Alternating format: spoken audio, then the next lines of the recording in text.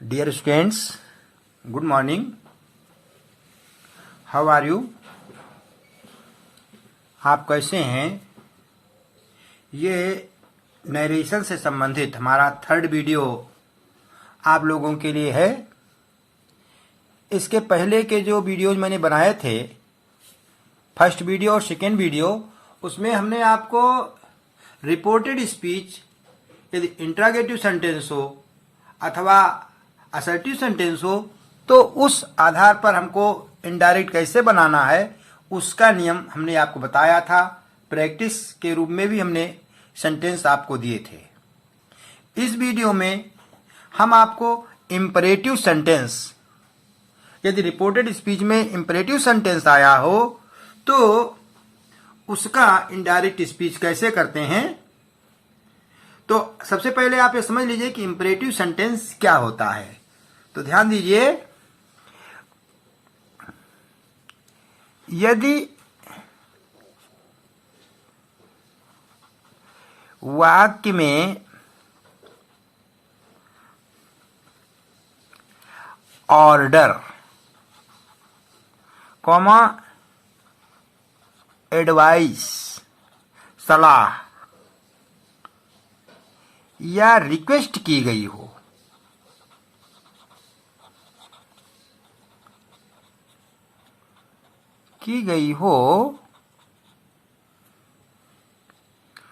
तो ऐसे वाक्य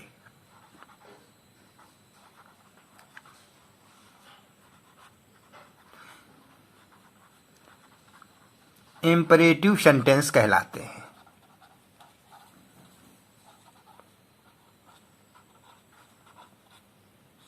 सबसे पहली बात तो यही है कि आपको यदि दिए गए सेंटेंसों में ये क्लियर हो जाए कि ये कौन सा सेंटेंस हमारा इंपरेटिव है, असर्टिव है, इंट्रोगेटिव है, तो समझ लीजिए आधी समस्या आपकी ऐसे ही सॉल्व होगी।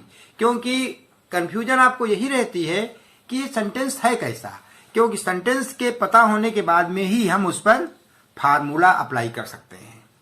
तो मोस्टली सबसे बड़ी पहचान है, हमने आपको पहले बताया था कि जो इंपरेटिव सेंटेंस जो होते हैं उनमें ऑर्डर, एडवाइज, रिक्वेस्ट जैसे भाव आते हैं और ऐसे सेंटेंस मोस्टली वर्ब से शुरू होते हैं। यदि वो निगेटिव सेंटेंस होते हैं तो उसमें प्रारंभ में ही डू नॉट का प्रयोग किया होता है। इसी प्रकार से यदि रिक्वेस्ट करने वाले सेंटेंस होते हैं तो ऐसी स्थिति में वो प्लीज या काइंडली सेंटेंस के प्रारंभ में अथवा अंत में दिया जाता है। अब यहां पर मैंने लिख दिया ऑर्डर, एडवाइज या रिक्वेस्ट की गई है तो समझ ले ऐसे वाक्य हमारे इंपरेटिव सेंटेंस होंगे। अब फॉर एग्जाम्पल, यानी हम कैसे पहचानेंगे, तो जो मैंने बताया कि सेंटेंस वर्ब से प्रारंभ होता है, मैंने लिख दिया गो अवे, दूर चले जाओ, रेस्पेक्ट योर टीचर्स, अपने अध्यापकों का सम्मान करो, प्लीज हेल्प मी, कृपया मेरी मदद करो। देखिए यहां पर ये 3 सेंटेंसेस हैं। फर्स्ट सेंटेंस है गो अवे, ये भी हमारा वर्ब से शुरू है, इसलिए ये हमारा इंपरेटिव सेंटेंस। सेकेंड सेंटेंस हमारा लिखा है रेस्पेक्ट योर टीचर्स, अपने अध्यापकों का सम्मान करो, ये भी हमारा इंपरेटिव है क्योंकि सीधे सीधे वर्ब से शुरू है।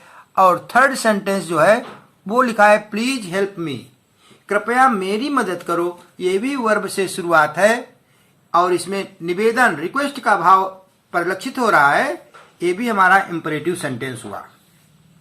अब यहां पर इनडायरेक्ट में बदलने के नियम, इनडायरेक्ट में बदलने के नियम।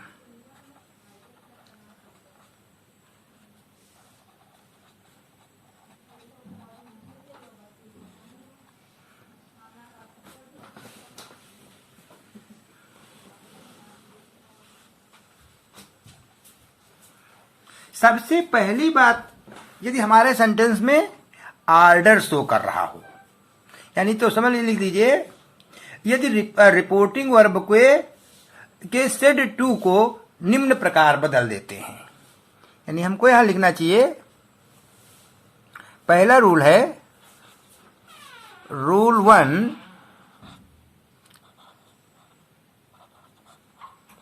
रिपोर्टिंग वर्ब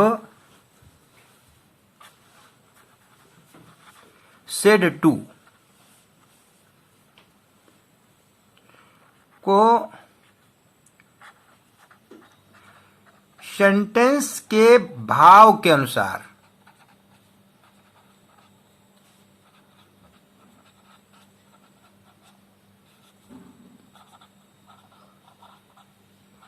बदलते हैं।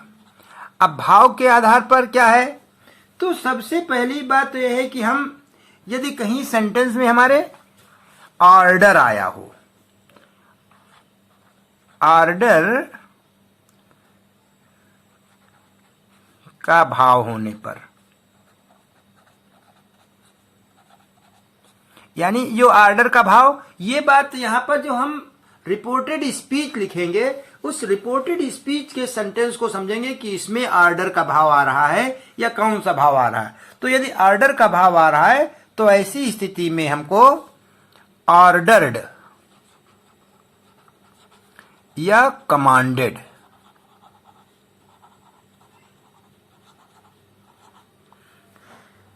में बदल देना चाहिए। जैसे यदि लिखा है द कमांडर सेड, अब जैसे ये शब्द है वहां पर सीधे सेड के साथ सीधे लिखेंगे द कमांडर कमांडेड। लेकिन यदि कह दिया गया the teacher said to the students stand on your bench, तो ऐसी स्थिति में यहां पर आदेश दे रहा है वो, तो वहां पर the teacher ordered the student कहना चाहिए, ना कि कमांडेड कहना चाहिए। तो और दूसरी कंडीशन होती है जिसमें होता है, सेकेंड कंडीशन है एडवाइस का भाव आने पर, एडवाइस का भाव होने पर। यदि एडवाइस का भाव होता है तो ऐसी कंडीशन में एक तो एडवाइज्ड लिखा जाता है, अथवा एडवाइज के साथ में अर्ज्ड,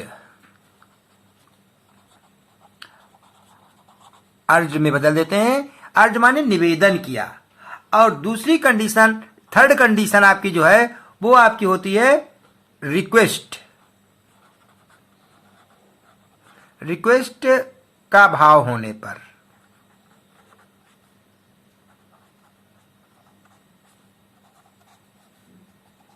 रिक्वेस्ट का भाव आता है तो हमको रिक्वेस्टेड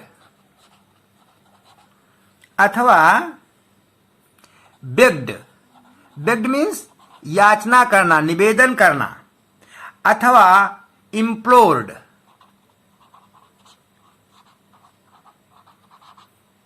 में बदल देते हैं। ये जो बदलने की जो बात है, ये जो हमारी रिपोर्टिंग वर्ब है, उस रिपोर्टिंग वर्ब को हम इस प्रकार से चेंज करते हैं।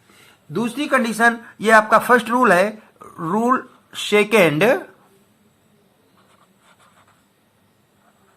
सेकेंड रूल के अंतर्गत हम रिपोर्टिंग स्पीच के वर्ब से पहले टू का प्रयोग कर देते हैं।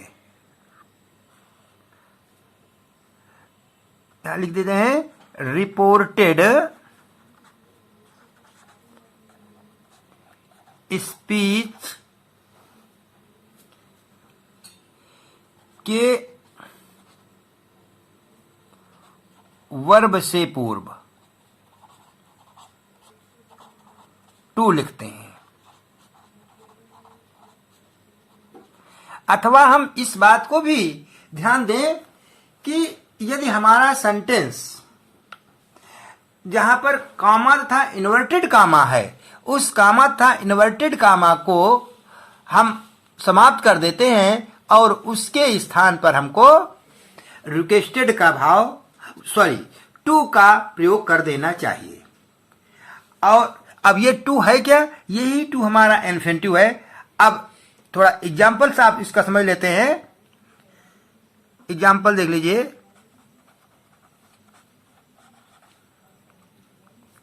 पहला फर्स्ट एग्जाम्पल आपका है the teacher said to the students, comma inverted comma begins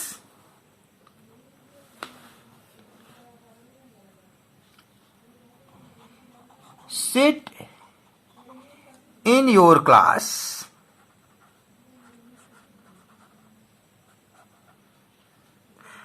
and learn your lesson.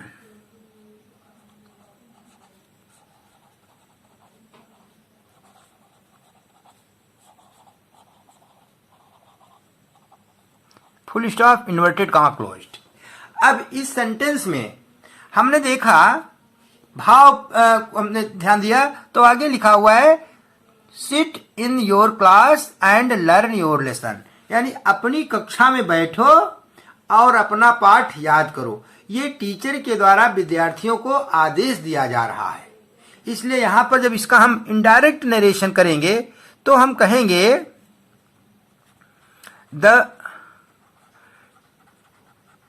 Teacher ordered the students।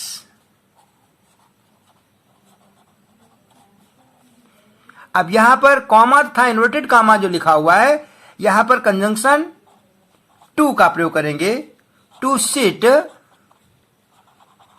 इन। अब यहां पर आपका लिखा योर क्लास, योर आपका सेकेंड पर्सन आप है और सेकेंड पर्सन रिपोर्टिंग वर्ब के ऑब्जेक्ट के पर्सन, नंबर और जेंडर के अनुसार चेंज होता है। और यहां पर लिखा है your class, your second person है, पॉजेसिव केस है, इसलिए स्टूडेंट्स के आधार पर इन देयर क्लास कहना चाहिए। Their class and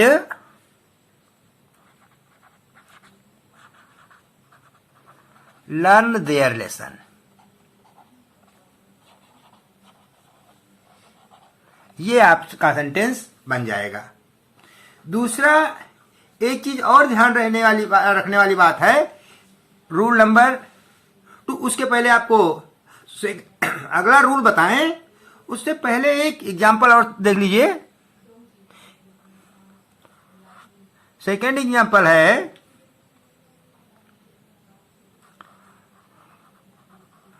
Ramesh said to his friend।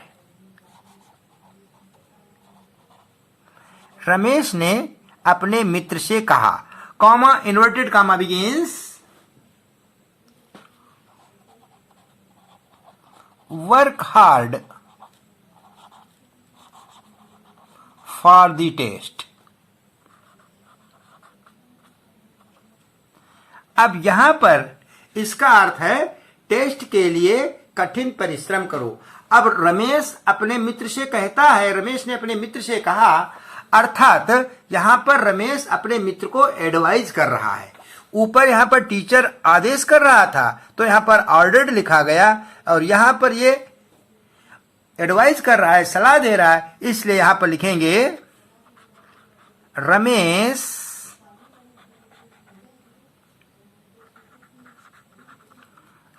advised his friend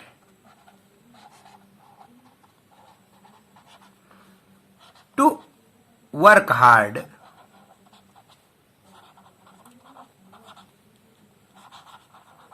for the test।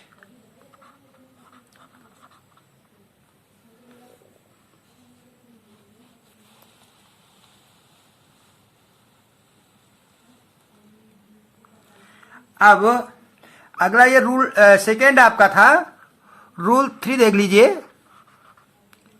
Rule 3, reported speech के वोकेटिव केस के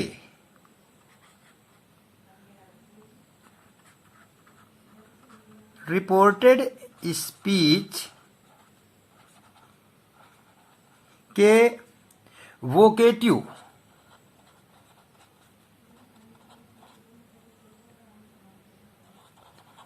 केस के नाउन को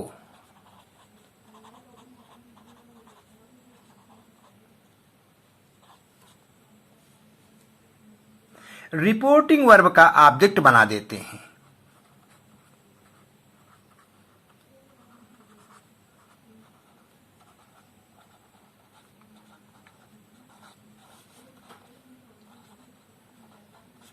बना देते हैं।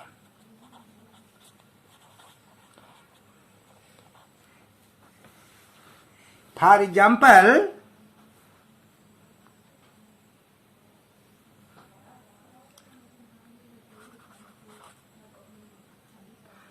the teacher said to me,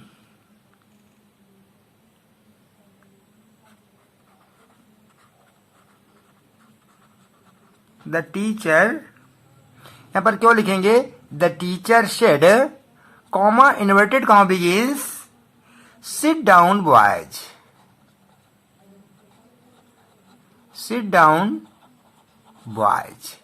अब यहां पर जो बॉयज लिखा है ये वोकेटिव केस के अंतर्गत जाएगा, तो यहां पर सीधे इसी को हम यहां पर ऑब्जेक्ट बनाकर लिख देंगे और हम सेंटेंस का हमारा इसका इनडायरेक्ट हो जाएगा, the teacher ordered the boys.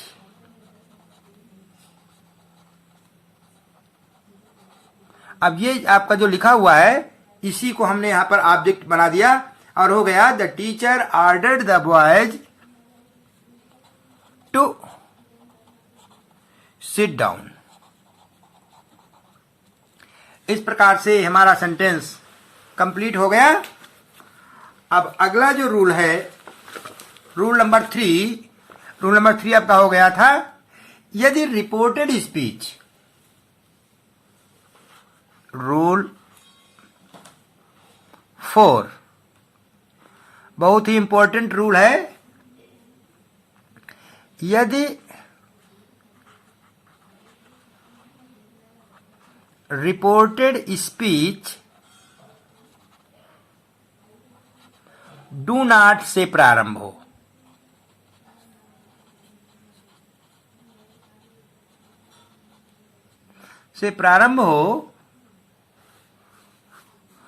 तो रिपोर्टिंग वर्ब को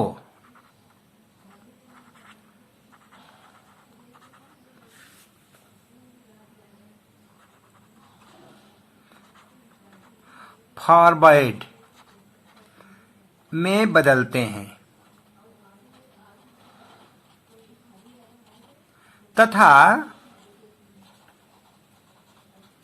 कनेक्टिव वर्ड टू का प्रयोग करते हैं।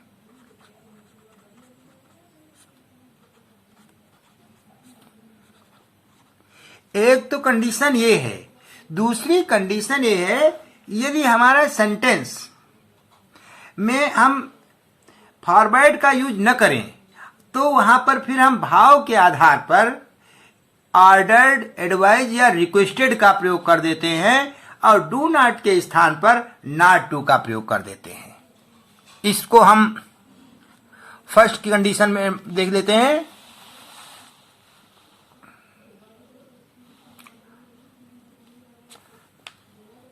सेकेंड कंडीशन समझ लीजिए,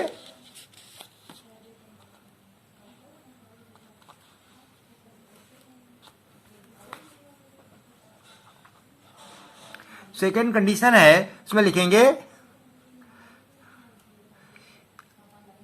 अथवा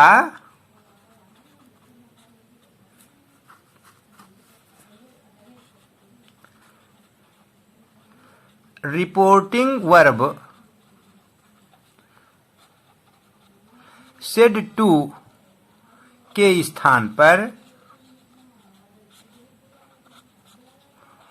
भाव के अनुसार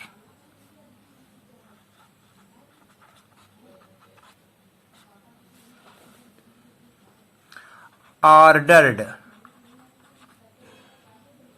कॉमा एडवाइज्ड या रिक्वेस्टेड लिखकर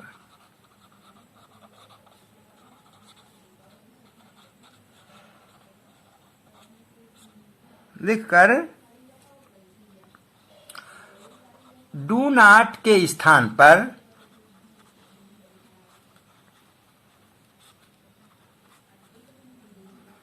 नॉट टू लिखा जाता है।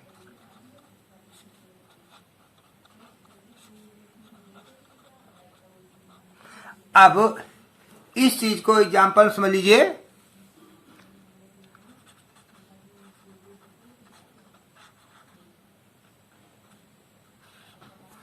पहला, इसका एग्जाम्पल पहला है,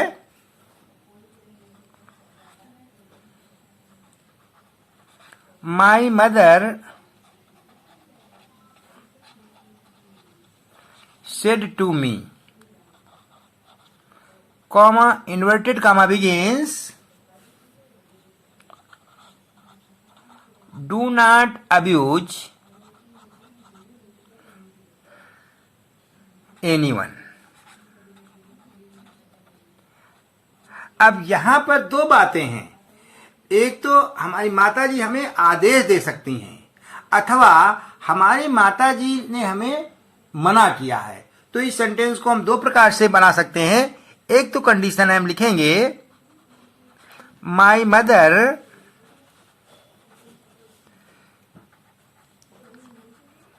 ऑर्डर्ड मी नॉट टू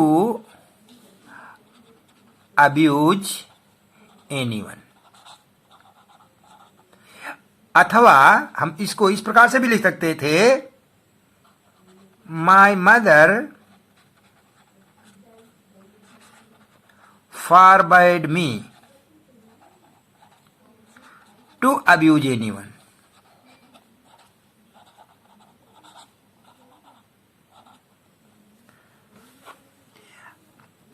अब एक चीज हमको और समझ लेना है, जब फॉरबाइड का प्रयोग हमने किया तो ऐसी कंडीशन में हमको डू नॉट का प्रयोग यदि है तो भी हमको उसमें नॉट टू का प्रयोग नहीं करना होगा। ये बहुत अच्छी बात है, बहुत कायदे समझ लीजिए। अक्सर आप सोचेंगे कि यहाँ पर डू नॉट है तो हम यहाँ पर नॉट टू का प्रयोग करेंगे, लेकिन ऐसा नहीं है। और ऐसा इसलिए नहीं होता है क्योंकि फॉरबाइड स्वयं निगेटिव सेंटेंस के निगेटिव वर्ड के रूप में प्रयोग किया जाता है, इसका अर्थ निगेटिव है। अब रूल 6 देख लीजिए। रूल 6, यदि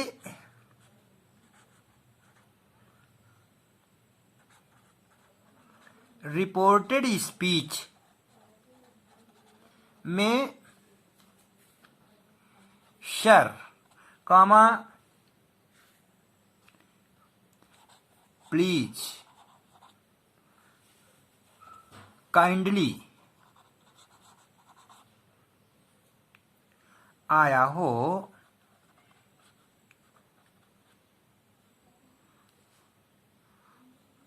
तो सेड टू के स्थान पर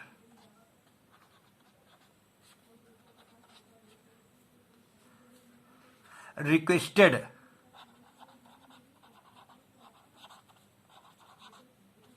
का प्रयोग करना चाहिए। प्रयोग करते हैं। बहुत ही इंपॉर्टेंट बात है, सावधानी से इसको समझना है, क्योंकि यही ऐसी माइनर मिस्टेक्स हैं कि यदि हमको ये रूल नहीं पता है या रूल के साथ में हमने इसको प्रैक्टिस में नहीं लिया है तो निश्चित रूप से ये हमसे बहुत बड़ी भूल हो जाती है और हम पछताते रह जाते हैं कि काश मैंने पहले से ये रूल पढ़ लिया होता। एग्जाम्पल्स देख लीजिए।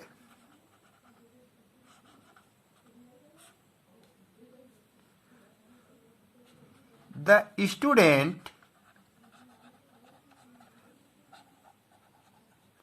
said to the teacher,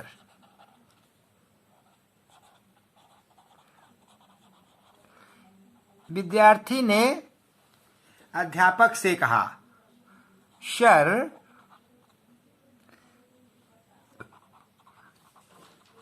mark, MARK लिखा हुआ है, मार्क मी प्रेजेंट, मुझे उपस्थित कर दीजिए या मुझे मेरी उपस्थिति पर चिन्हित कर दीजिए। अब ऐसी कंडीशन में जब हम सेंटेंस बनाएंगे तो हम कहेंगे the student requested the teacher. Sir लगा है इसलिए यहां पर सीधे सेड टू के स्थान पर रिक्वेस्टेड का प्रयोग करना चाहिए। यानी हम लिखेंगे the student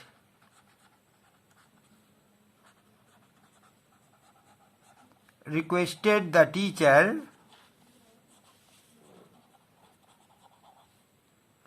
to mark him present।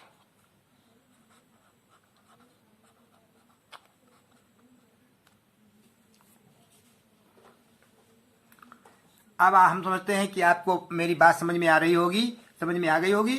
एक आपका रूल और इसी में रह गया है, वो भी आपका इंपरेटिव में ही आता है, रूल नंबर 7।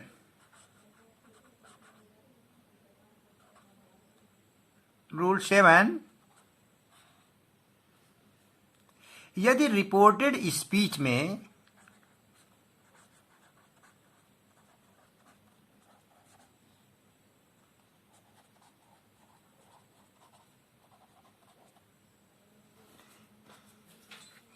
इफ से प्रारंभ हो,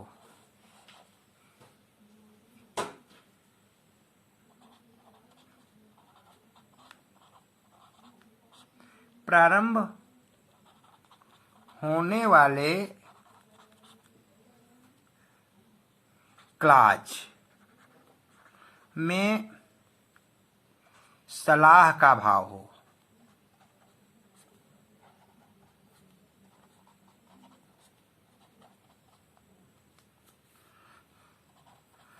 तो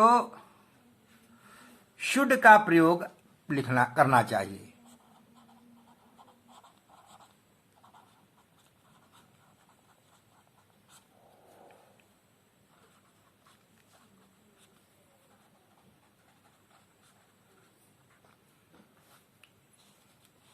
इस रूल को भी देख लीजिए, एग्जाम्पल्स इसके।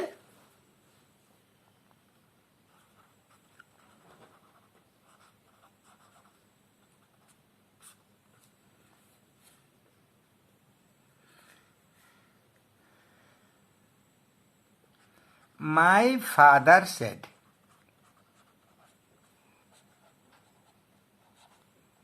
मेरे पिताजी ने कहा, if you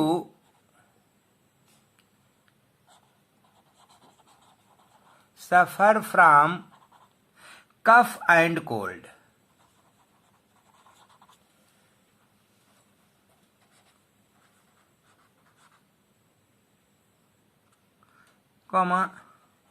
consult a doctor।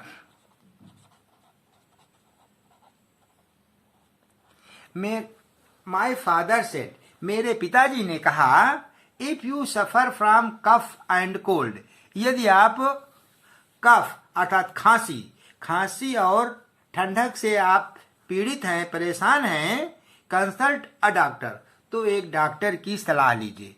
अब जब इस सेंटेंस को बनाएंगे तो हम कहेंगे my father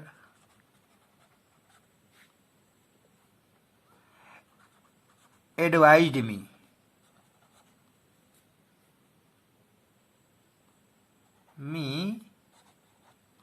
to consult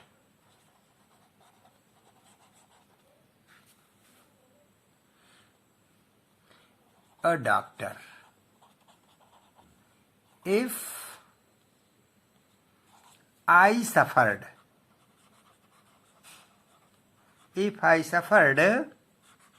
from cough and cold।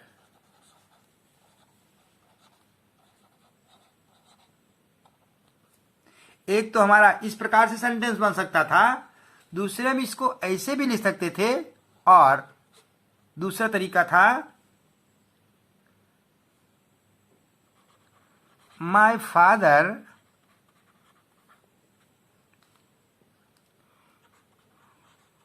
Told me. यहां पर टोल्ड मी भी लिख सकते थे और यहां पर एडवाइस का भी प्रयोग हम कर सकते थे, that if I suffered from cough and cold.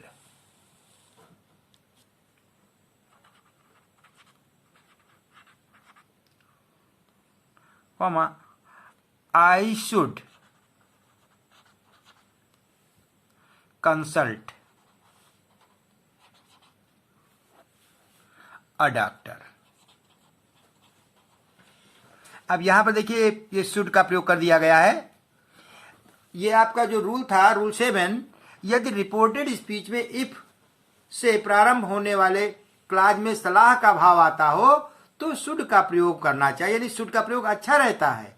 अब यहां पर जो मैंने एग्जाम्पल दिया, माय फादर सेड, मेरे पिताजी ने कहा, if you suffer from cough and cold, यदि आप खांसी और ठंडक से पीड़ित हैं, कंसल्ट अ डॉक्टर, तो एक डॉक्टर की सलाह लीजिए। तो इसमें सलाह का भाव आ रहा है, इसीलिए जब हम इसको बनाएंगे तो हम इसको दो प्रकार से बना सकते थे। एक तो मैंने सीधे लिख दिया, my father advised me to consult a doctor, मेरे पिताजी ने मुझे एक डॉक्टर से सलाह लेने की सलाह दी। If I suffered from cough and cold, यदि मैं कफ और कोल्ड अर्थात ठंडक, खांसी और ठंडक से पीड़ित हूं। अथवा दूसरा तरीका यह भी होगा कि my father told me that if I suffered from cough and cold, मेरे पिताजी ने मुझसे कहा कि यदि मैं खांसी और सर्दी से पीड़ित हूं, जुकाम से पीड़ित हूं, I should consult a doctor, तो मुझे एक डॉक्टर से सलाह लेनी चाहिए। इस प्रकार से हमने देखा कि जो ये हमारे सेंटेंस हैं, ये सारे सेंटेंस इंपरेटिव सेंटेंस हैं, अर्थात इंपरेटिव सेंटेंस के हमको इनडायरेक्ट बनाने की बात हमने आज आपको समझाई। और ऐसा मेरा विश्वास है कि यदि आपने इसको ठीक से हमारे इन नियमों को समझा तो निश्चित रूप से आपको किसी प्रकार की कोई दिक्कत नहीं होगी। और इंपरेटिव सेंटेंस में यदि कहीं दे दिया गया है कोई इनडायरेक्ट, तो आप उसे भी आसानी से बना लेंगे।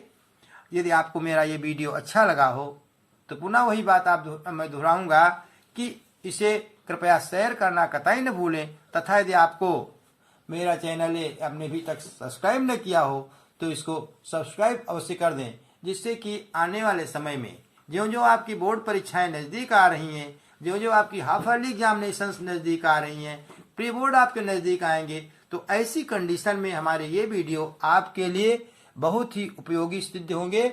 और ये ऐसे वीडियोज हैं जो चाहे वो क्लास 9th का स्टूडेंट हो, चाहे कक्षा 10th का हो, 11th हो, 12th हो, अथवा ऊपर की क्लासेज के लिए, और मोस्टली यदि हम किसी कॉम्पिटिटिव एग्जाम में हम अपियर होने वाले हैं तो ऐसी स्थिति में भी यदि नरेशन का पुट उसमें आ रहा है तो निश्चित रूप से हम बेहतर से बेहतर कर सकेंगे और हमें लगेगा कि मैंने कुछ जो तैयारी की है वो बेहतर है। हम सोचते हैं कि आज के लिए इतना ही पर्याप्त है। अगले वीडियो में हम पुनः आपको जो भी मैंने आपको सेंटेंस बताए हैं इनडायरेक्ट स्पीच में, उन सभी सेंटेंस की मिसलिनियस एक्सरसाइज, किस प्रकार से हम सभी सेंटेंस को एक में मिला करके हम बनाना चाहें तो हम किस प्रकार से करेंगे, आदि बातें आज समझाने के लिए हम आपको एक ऐसा वीडियो लेकर के आएंगे जिसमें उदाहरण, ये जो रूल्स हैं, रूल्स से परे